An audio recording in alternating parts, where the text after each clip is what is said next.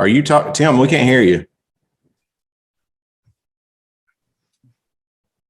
No, I'm just playing with you. Oh, You didn't catch that? you're a jerk, Tim.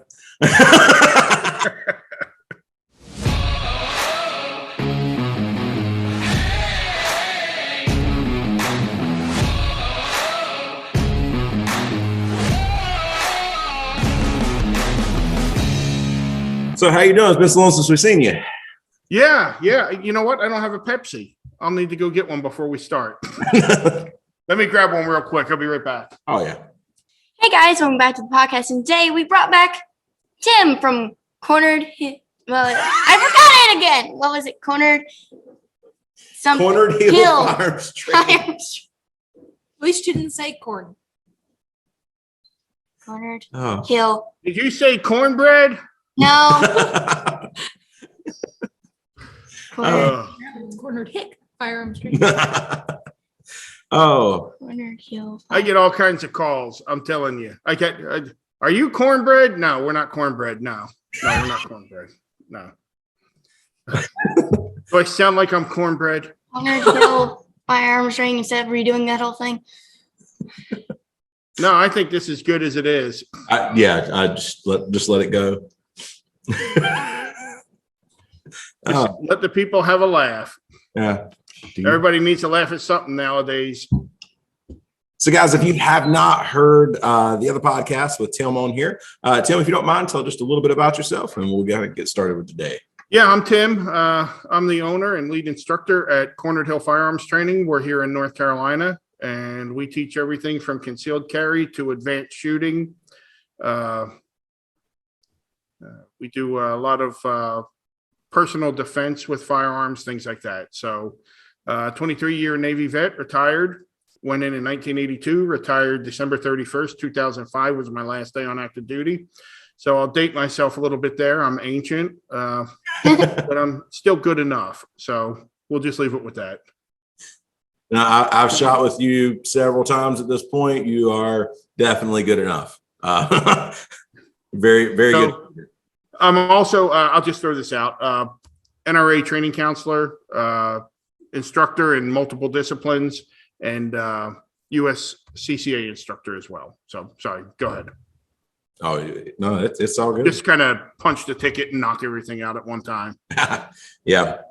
So if you're somebody that is looking to get into firearms instruction, I would highly recommend Tim. He's the guy who I went through to get my instructor certifications with the NRAs, and Us too.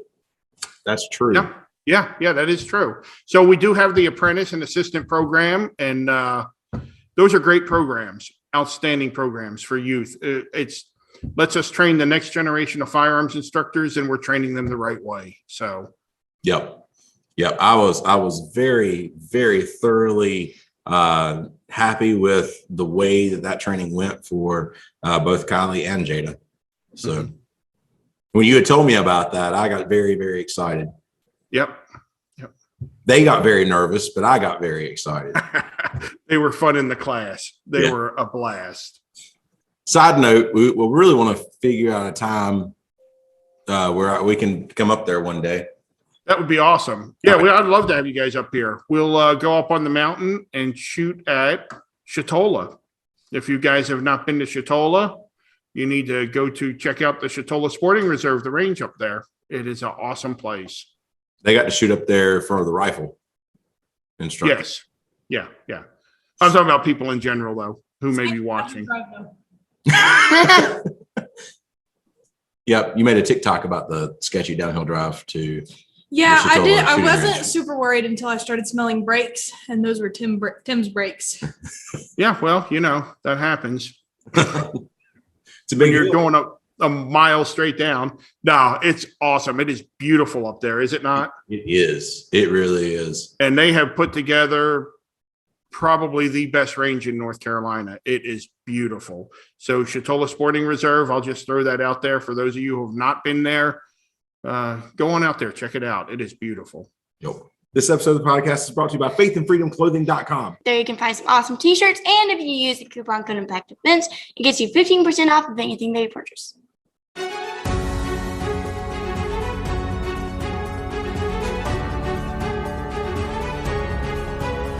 now time for the news portion of the podcast with your host, me. So this one comes from Florida. Hearing their daughter's screams outside, two parents went out to find their daughter being beaten by her boyfriend.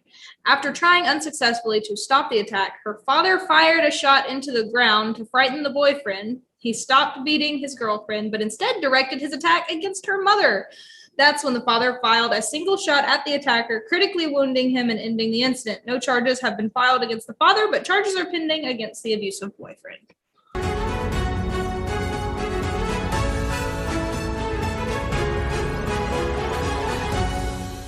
Okay.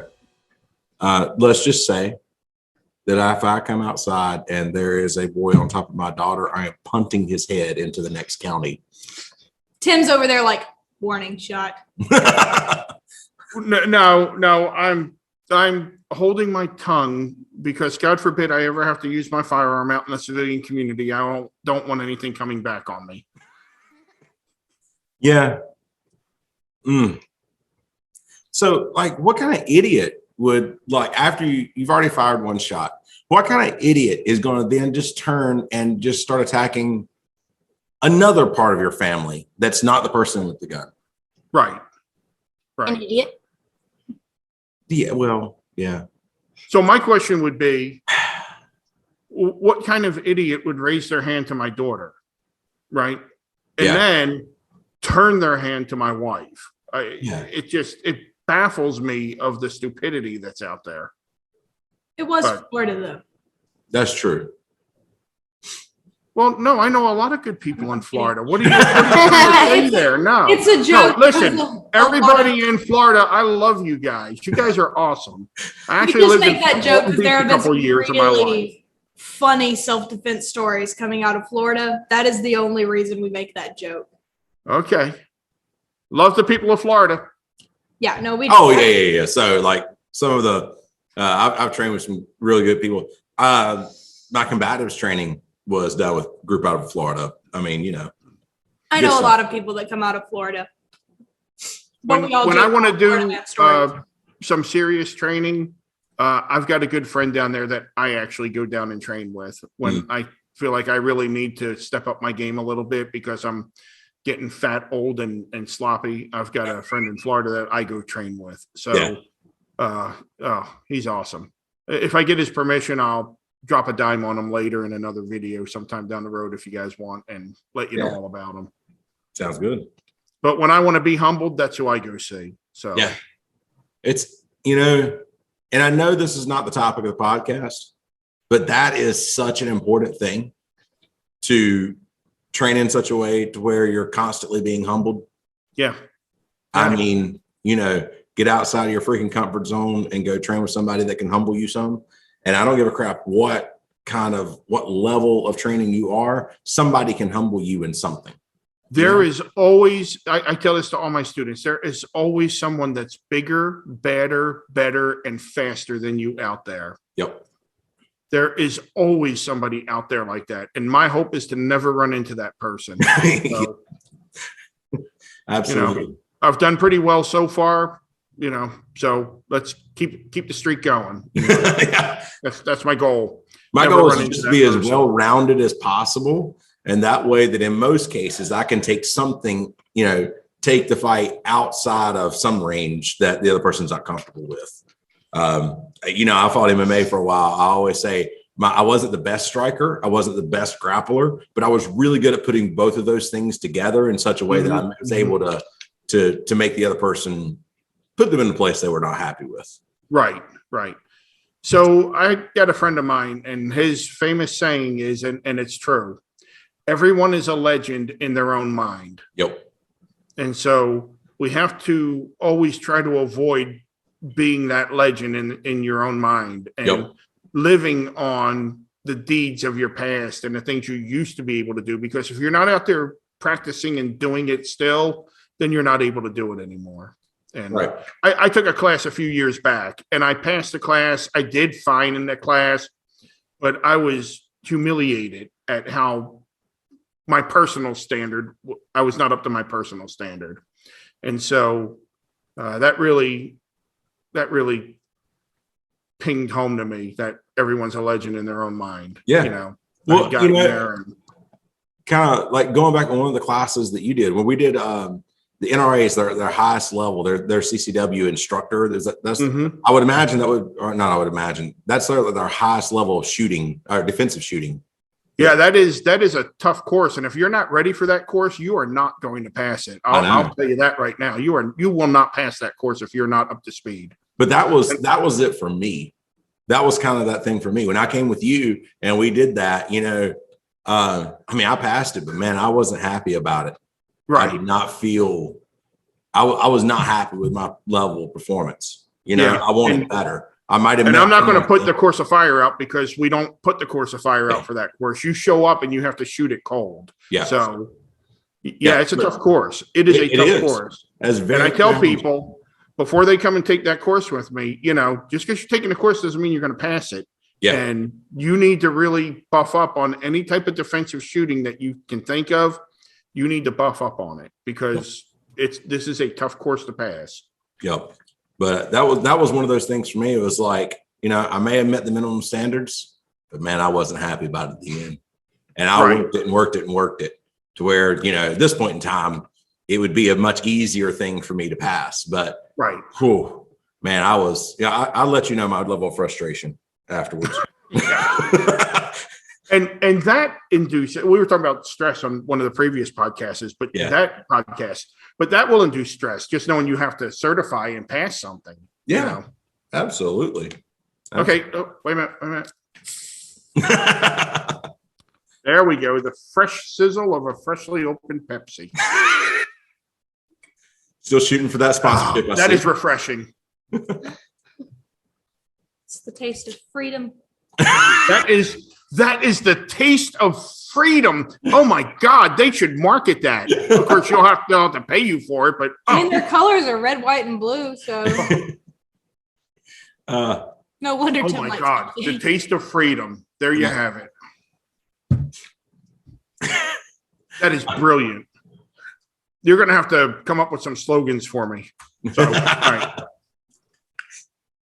All right, that's enough of my tomfoolery. Go ahead. What do you got? Oh, you're good. All right, so today we're going to talk about like what to look for when picking a concealed carry.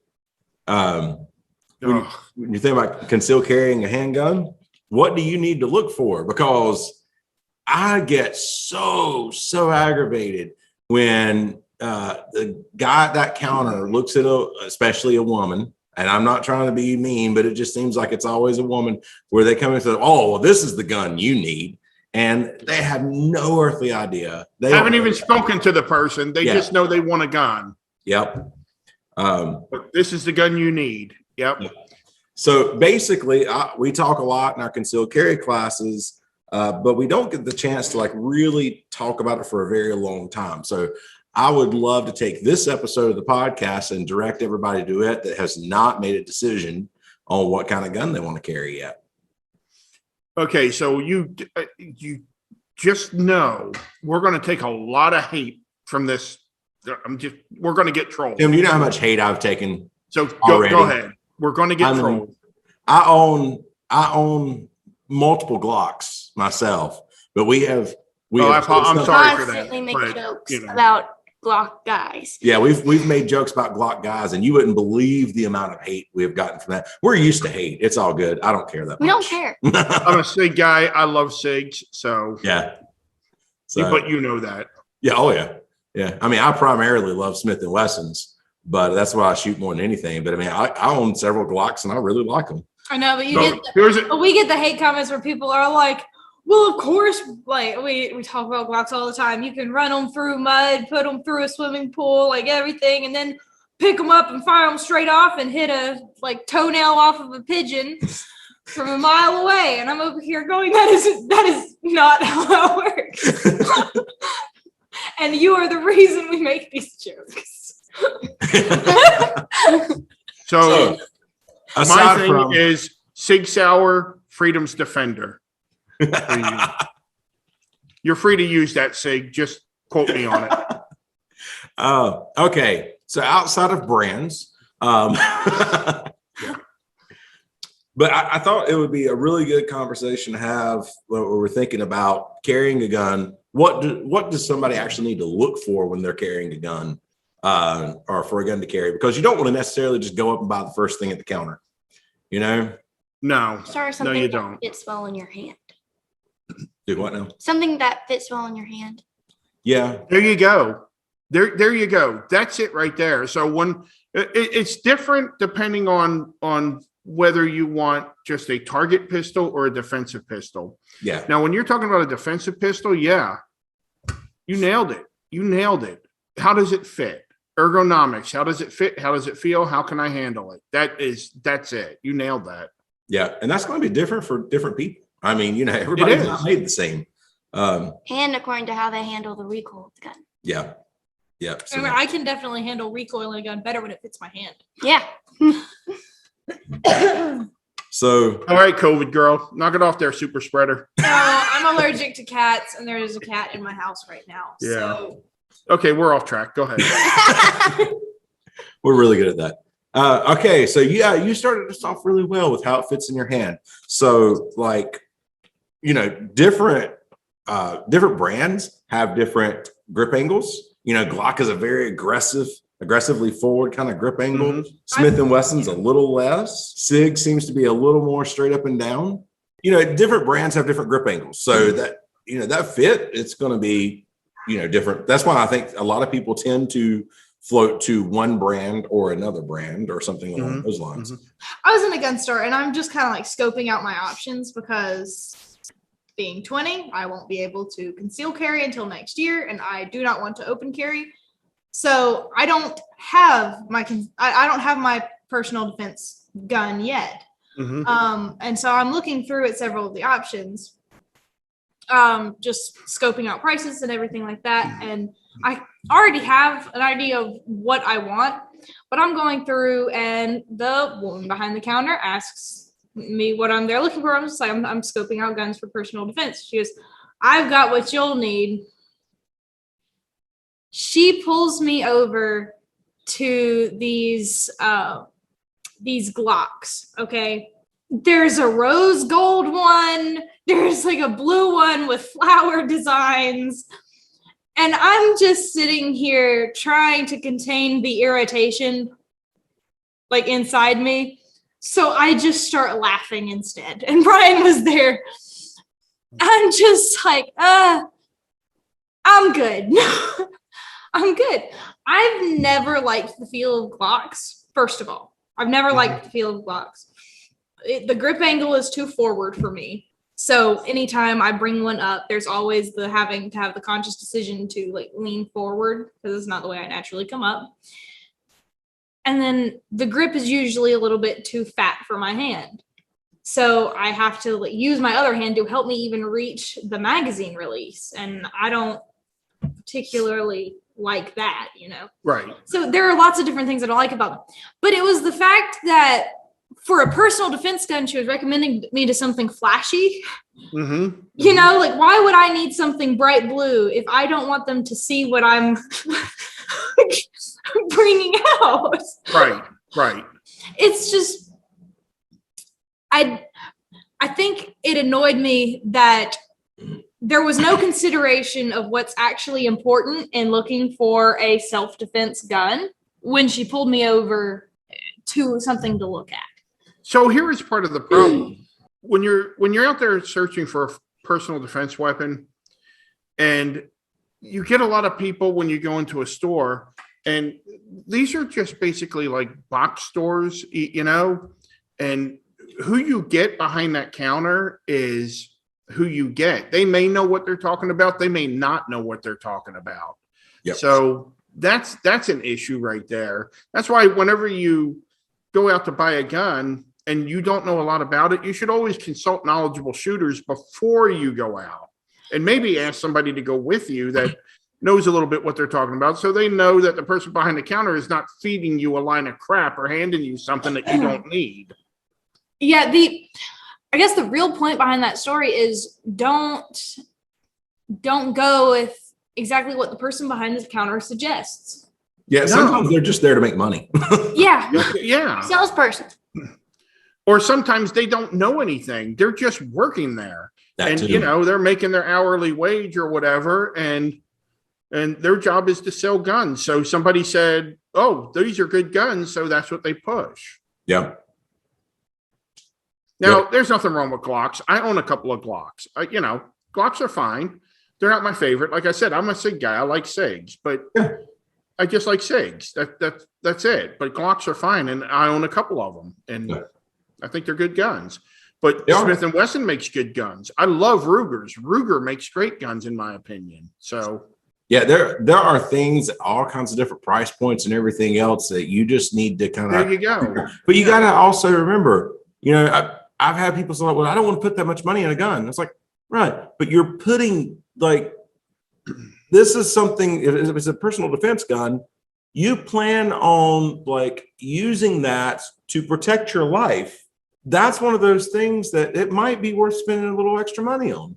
It might be, but then by the same token, some people don't have the money to spend on it. No, I agree. I'm more talking about the people that they don't want to spend, but like $200 on a handgun, but they'll spend $200 on a pair of jeans. Yeah, You know what I'm saying? That's the type of person I'm really kind of talking about. I get you. If you don't have it, man, get what you can get. So I think a good affordable gun is like the Taurus G series. I am so G2 impressed. to with those guns. G3 out there.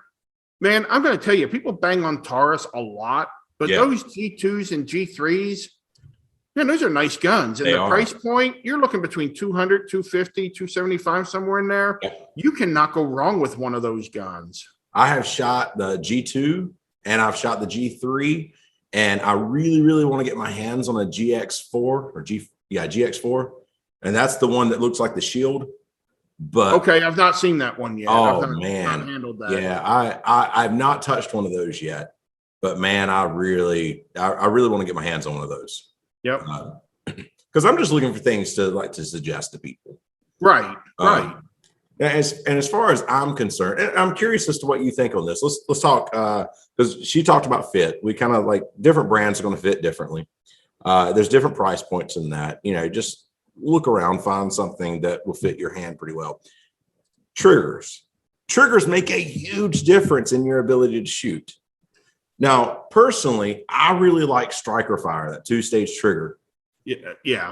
What do you like what action do you like in a? I will tell you, I hate single actions Yes. in semi-automatics. Okay. I hate single actions. I just don't like them. If you like them, that's great. You like them. But, Yeah. do you like Ford? Do you like Chevy? Yeah. Right. It's Right. your personal preference. But I don't like single actions. I don't like 1911 style guns in No, I general. don't either. I don't. Striker fire seems to be the way everything's going these days. I do not like a traditional or a typical double action gun, a standard double action. Now, the traditional double action is not bad. That's going to be something like your Sig Sauer P226, your Yeah. Ruger SR22, your Beretta M9. These are guns that when you pull the trigger the first time, it's going to cock and release the hammer. And then the slide is going to cock the hammer each time for you after that. So my preference is either striker fire or a traditional double action where, again, the first time you pull the trigger, it's cocking and releasing. And each time after that, you're shooting it as if it's a single action gun. Yeah. So those are my two preferences as far as style goes. Yeah. Never a revolver for me. And that's my own personal preference. If you carry I'm with you on that's that one great. too.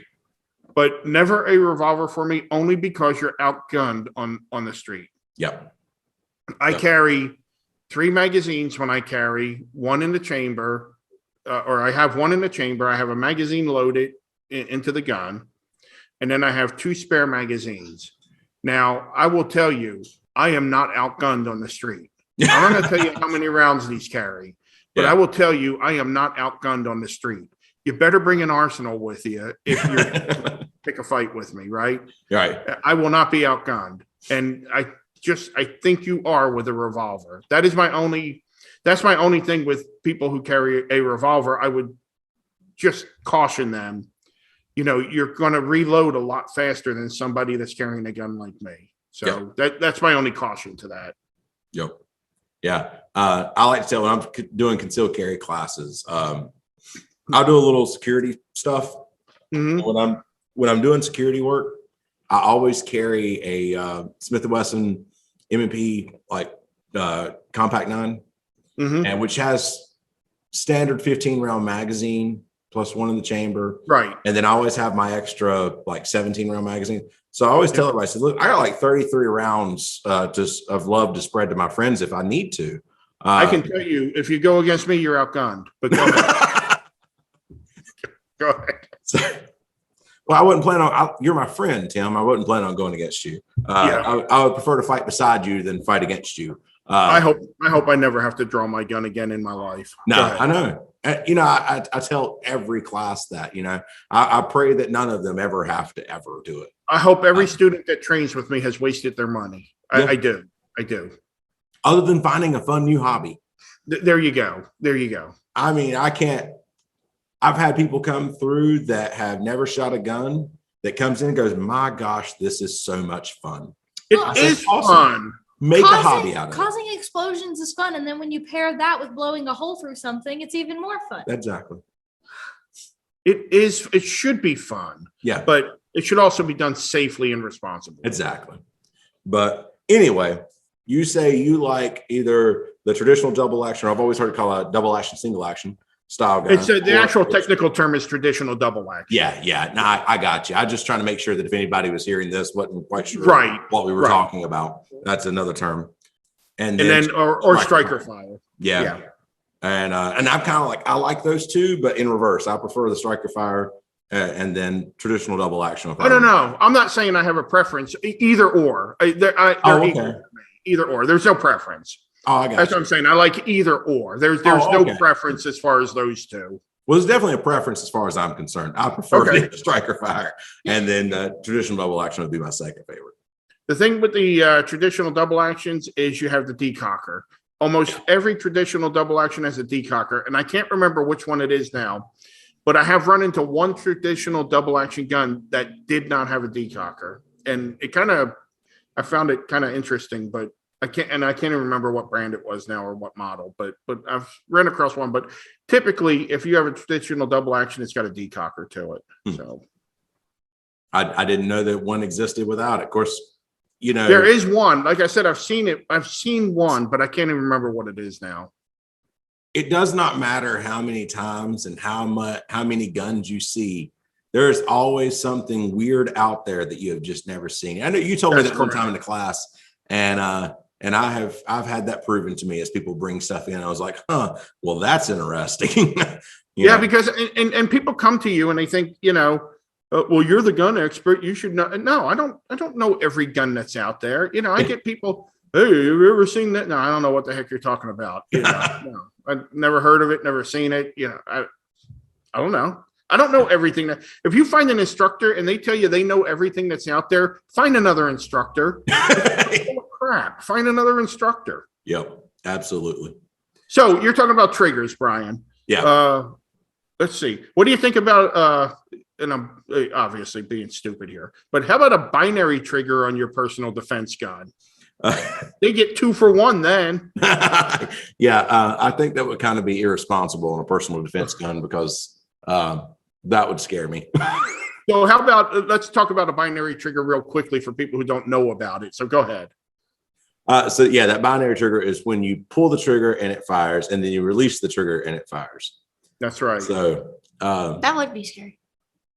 They're fun to shoot if you know you're doing that, but I would not do that for a personal defense gun. Yes, and when you multiply that by stress, if you exactly. That's the even issue. if you do something stupid under stress and accidentally release one shot, then you're accidentally releasing a second one most likely too. And so now you've got 2 things going where you don't want them to go. But I do know I don't know them personally, but I have seen people that carry a personal defense weapon and they have a binary trigger on it. And I just think to myself as I walk away, just walk away very quickly, right? Yeah. I don't get it. Gadgets. People have a thing about gadgets, right? I shared a meme one time on Facebook and it said gun accessories.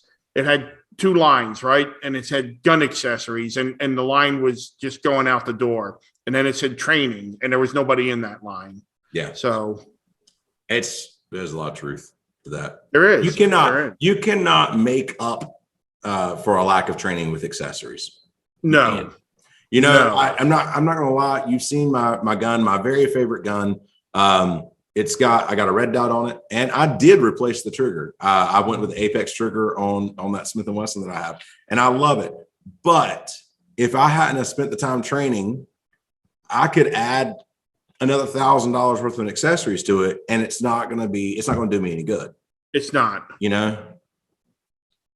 So I like those two things on there because I like the way they shoot, and I like the way it shoots with that trigger, and I like that red dot.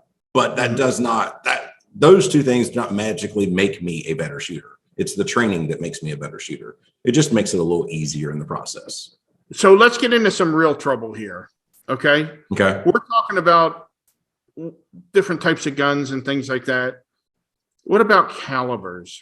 What caliber should you carry for your personal defense weapon? So I know what I always tell everybody. Uh-huh. I always tell everybody to carry the largest caliber you can shoot effectively and with control. Now, I will also make caveats to that because technically I can shoot a 45 caliber pistol with no problems, but I prefer to carry a 9mm because I can put more rounds on target much, much faster with a 9mm than I can 45. Much more accurately. Yep. And you can carry a lot more in the gun. Yes, you Again, can. like you said, round count. That's right. Although there are some newer 45s that are coming out that are double stack, and you can carry 12, 15, 16 rounds in them now. Yeah. In some of them. But I'm a 9mm guy. I like 9mm. But here we go. I'm going to get trolled on this. There are times when I carry a 22. Yeah. And I like 22s. I can shoot. I can put my 9mm wherever I want it, but my 22, it's going to be an even tighter group, right? Yeah. I mean, the less recoil you're going to have. When you're talking about personal defense, it's all about shot placement. Yeah. Statistically, who wins a gunfight? The person who puts the shot on target first. The person who puts the first shot on target statistically will win that gunfight. That's a fact. Yep. You got a big honking 45 and you're hitting me in the shoulder, I'm still in the fight. This isn't the movies, guys. Yeah. When you're in a defensive combat situation, you get shot in the shoulder, you're still in the fight, right? You're not going to fall down and lay down dead like in the movies. You're going to keep slinging lead back.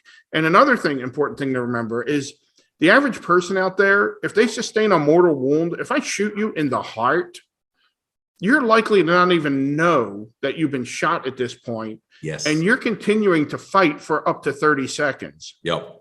That's a lot of time you are slinging lead back at me and you're a dead man walking. Yep. But you're still in the fight. So yeah. So in a class that I was in, there was an EMT in there, and he said actually technically they said you could actually continue to fight for minutes after being shot directly in the heart. Yeah. I mean, yeah. Because we always said 30 seconds too, and then that EMT was like, you can go minutes.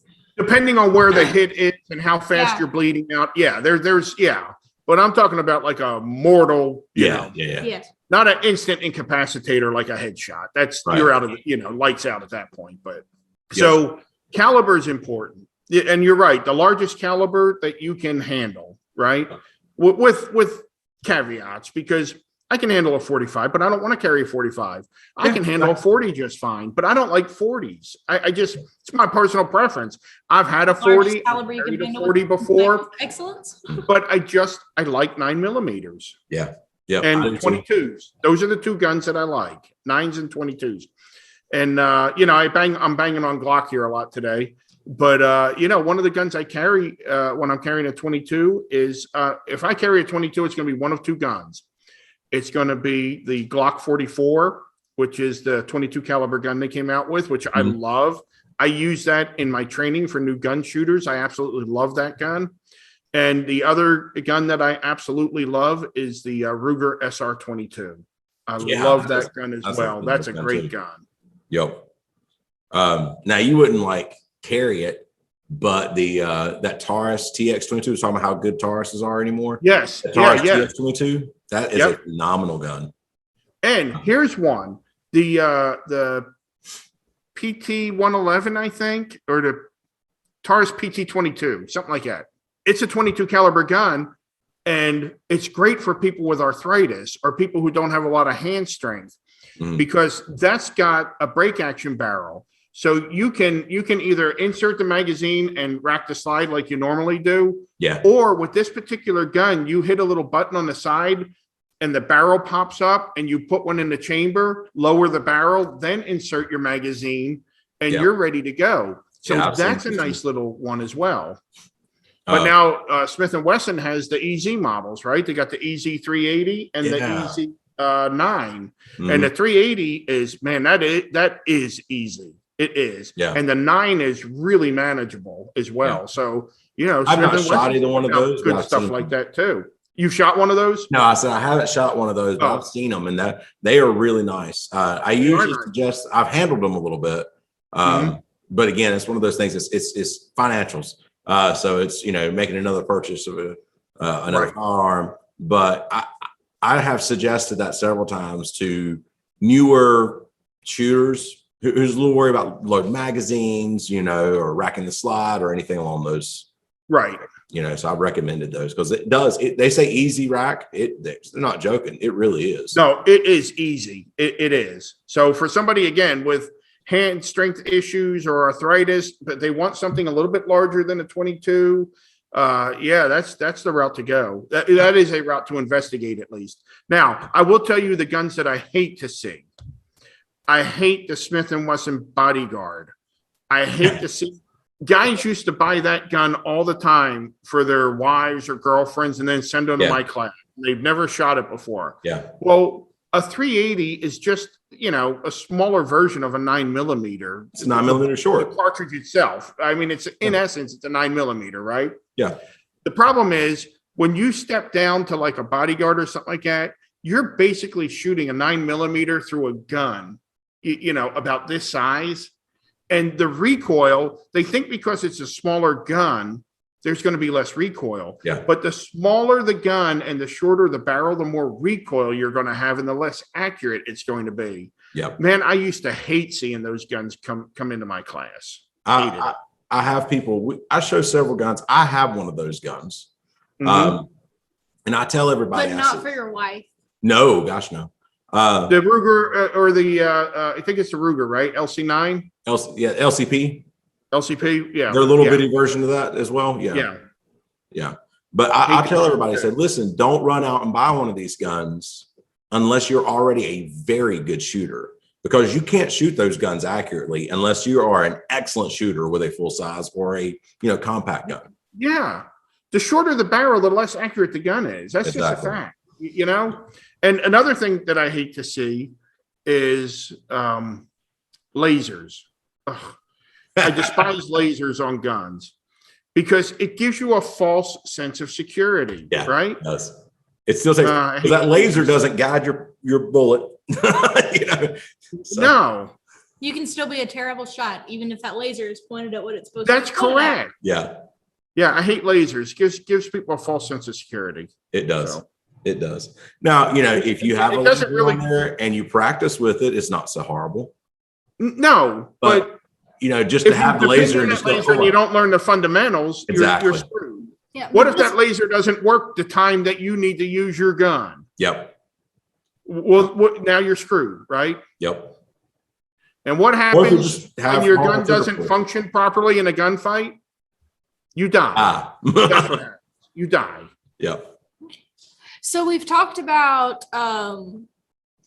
the grip, how it fits your hand and everything. We've talked about trigger pull. Yes. Actions and triggers. Yes, actions and triggers. You've talked about how add-ons don't instantly make you a better shooter. Yes. Now you also talked about calibers. Yep, we talked about calibers.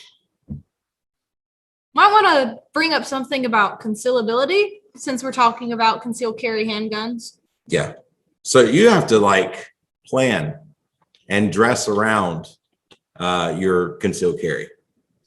That's something I teach my students too. Yeah. You know, you may have to change the way you dress. All of my life, I've been a tucker, right? It's just, but you know, when you're carrying concealed, you can't always tuck, right? Depending on who you're carrying, you just can't. So, you know, you may have to actually change the way you dress, but you're absolutely right. So go ahead, guys. Well, I tell people, I said, I never feel more effeminate than when I tell my students that you have to think about, like, I can't necessarily wear that shirt with this gun. Right. But whenever you use the word gun, you're automatically manning it up a little bit when you're talking about clothing. That is true. That is true. Probably going to get a lot of hate on that statement too. Okay, so I don't care. I told you we can't get any more hate than we've already gotten. It's all good. No, don't be so sure of that. Pepsi. So, but yeah, concealability. Outside of just dress for it, I mean, you got to think that the gun itself is concealable, and people would be amazed a lot of times the size of gun that they can conceal. Yeah. That Smith & Wesson M&P non-compact is not that small, Mm-hmm. I know it says compact, but it's not like a really tiny little gun. Yeah, no, yeah. That one is really hard for me to hide, even if I'm wearing a hoodie. But you're a toothpick. Yeah, exactly. So. See, for someone my size, my options are a little bit limited on what I can conceal. But you would be surprised. No, I have been surprised in the past, but it really depends on my clothing. I have to be wearing something very baggy, very, very baggy. So we were actually, I was teaching a defensive pistol, like an intro to defensive pistol class. It was just a little 4-hour class that I teach. I usually promote that to people right after they go to concealed carry. They go through their concealed carry, and I say, come back to our intro to defensive pistols, spend just 4 hours at one morning, and we run through some stuff. And we talk about, we kind of go back over concealing handguns and everything. We talk about how different ways to conceal. And I remember that I was talking about my preferred method of carry, which is appendix carry. I had one lady look and go like, oh, I don't think you could carry a very large gun there. And I've been teaching this class now. We were probably about an hour into the class. And I was like, well, I've got this gun. And I pulled this gun out, and she was like, oh my gosh, that thing is huge. So, I mean, you can really be surprised at how much you can conceal if people. Right. So it's a matter of how you dress and everything else. It does. That has a lot to do with it. So just dress around your gun that you want to conceal.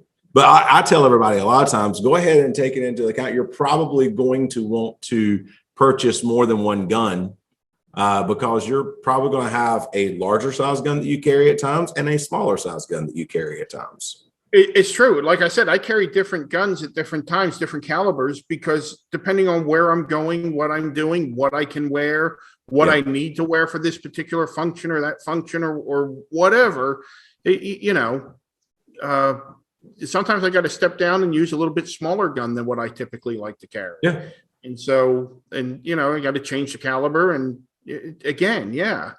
So you got to have more than one personal defense weapon, but along with that means you got to train with more than one personal defense weapon as well. I liked, and I know this is more like just me, I like to stay within something that feels very similar to the other thing. Right. As much as I can. I want the trigger pull to be as close as possible, all of that. And we've had those conversations. Mm-hmm. But, I want these things to be as similar as possible, which is actually one reason I changed out a trigger in that one gun. And it was to make it more like the trigger in another one that I carry. Right. I wanted a similar trigger pull in both of them.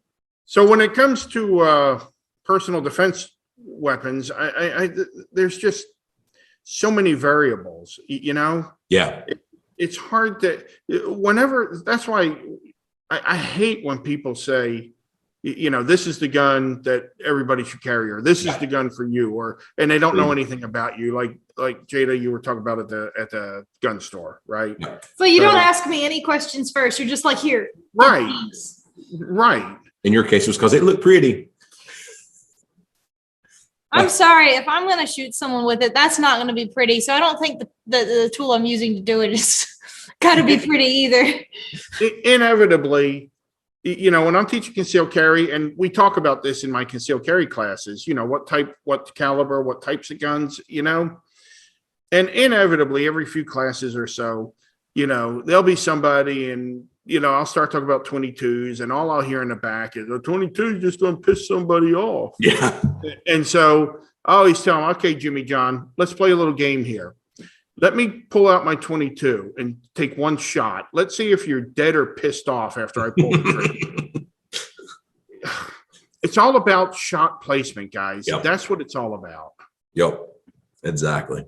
All right. I think we're actually running up on time a little bit here, so we're probably going to have to call it. But as we're moving along, as you're trying to select a gun for concealed carry, start looking through things. Do not jump straight into a purchase. Do some research on the gun. You want to make sure it's reliable. We didn't really point that out. Don't go out there and get something that's from a brand that is not reliable. You want to like the sights. We didn't even talk about We didn't have sights. time to talk about but to be sights. fair, in defensive shooting, sometimes, Yeah. You don't use sights. yeah. Yeah. So No, you don't. Yeah, that's true. Do some research. Actually get to a gun store. Don't just listen to the person because they will try to sell you something really fast. I can't count how many times I've had somebody come in. They did not have a gun. They got their concealed carry permit. And then they came back to me for more further training. One lady, love this lady to death. And she came back and she's like, Brian, I don't like this gun. This person at the gun store talked me into buying this gun. And I just do not like it. Because she said, that's went in the there, worst. they said, That's the worst. what you need. And she took them at their word. And they're trying to make a sale. And, so unless you have unlimited money, don't buy a gun until you have held it and try to shoot it, yeah. Yeah, and that's another thing. Test fire it if you can. Yeah. There are a lot of gun stores not a lot, but there are a few gun stores in my area that will let you test fire.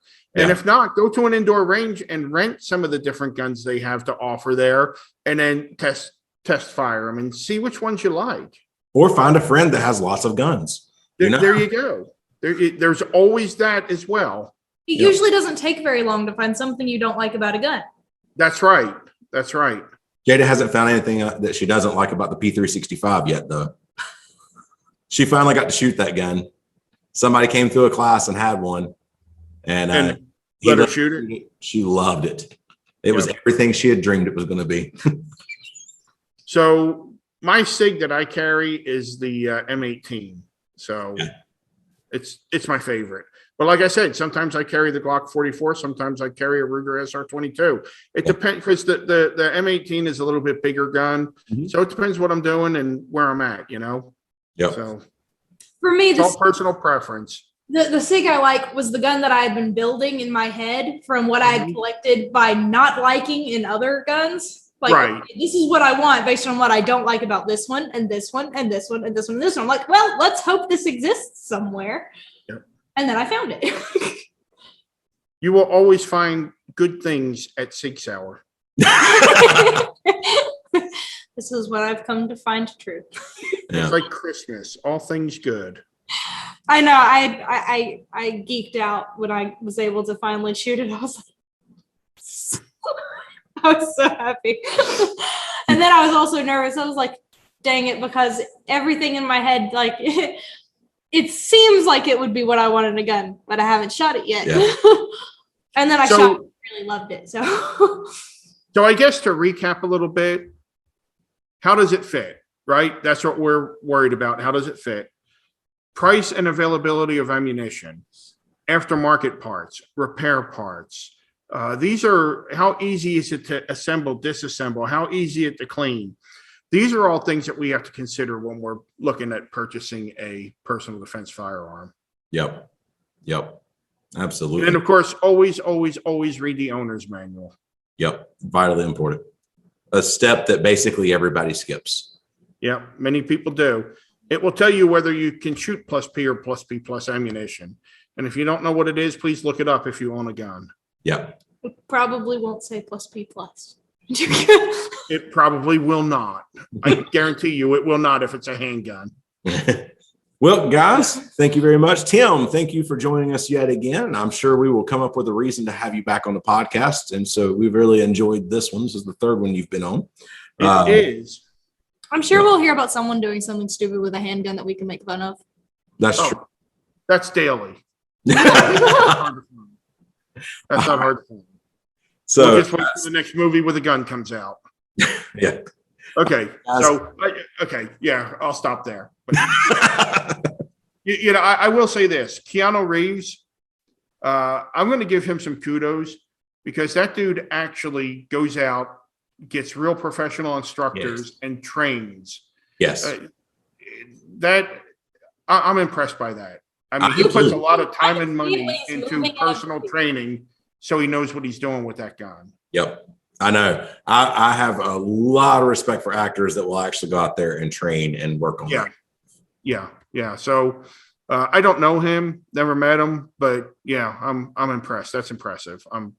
So we always talk about the negative stuff, but not the positive stuff so much. So, okay, I'll shut up and you can close out. No, you're great. You're great. But yeah, we will definitely have you back on. So enjoy that. I just always enjoy talking to you. So there's that. It's a blast. Not talking to me. It's a blast being with you guys. But I'm sure talking to me is kind of fun too. So we think so. So there's that. All right. Well, guys, thank you so very much for listening to the podcast. Come back next time. I don't know what we'll be talking about, but we'll be talking about something really cool, self-defense based. So we will see you guys later. Bye. see you guys later. Bye. Bye.